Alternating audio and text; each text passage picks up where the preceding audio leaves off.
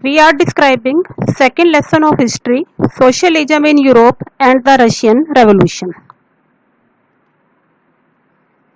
In the previous videos, we discussed about the capitalism, socialism. There was capitalism in Russia, but people they demanded socialism, and in this system, workers were exploited. So workers they started their first revolution in 1905, that is known as 1905 Russian Revolution. After this, in February 1917 also revolution took place, that is known as February Revolution, that was also started by the workers strike. And after these changes came in Russia, mainly there was the formation of provisional government, and Lenin kept three demands. They were known as April thesis. Now we will describe about October Revolution of 1917. On 16th October 1917, Lenin was the leader of Bolshevik party. Lenin persuaded the Petrograd Soviet and Bolshevik party to agree to a socialist seizure of power. Petrograd Soviet was the provisional government formed in Russia. It means Lenin persuaded the provisional government and Bolshevik party to agree to a socialist seizure of power. A military revolutionary committee was appointed by the Soviets, and this uprising started on 24th October 1917. Prime Minister Kerensky left the city to summon the troops. The military men, they were loyal to the government. They attacked on the buildings of Bolshevik newspapers, and pro-government troops were sent to take over the telephone and telegraph offices and protect the Winter Palace. And in response, military revolutionary committee ordered to seize government offices and arrest the ministers.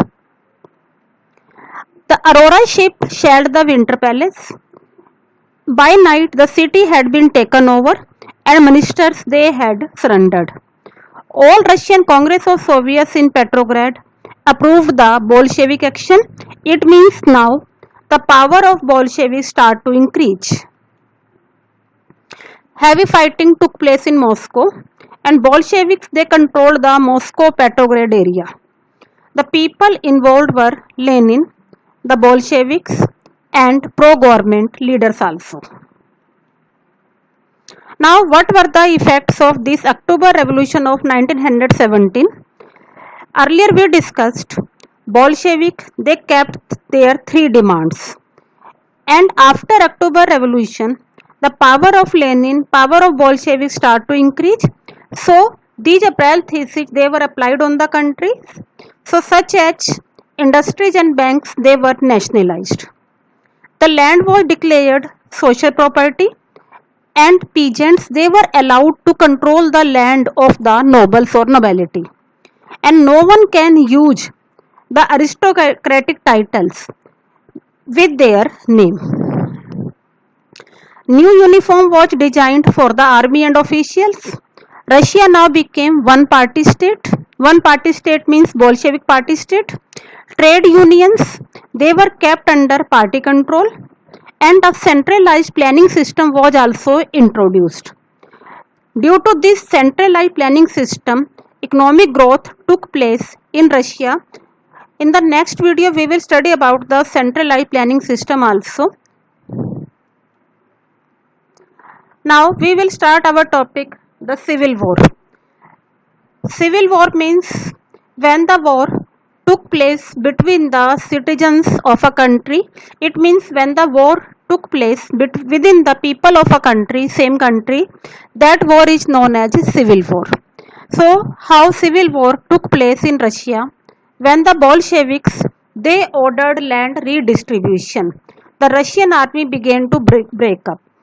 When the Bolsheviks they controlled over the country, they gave the order land should be taken from the nobles, and according to the need it should be given to the landless people.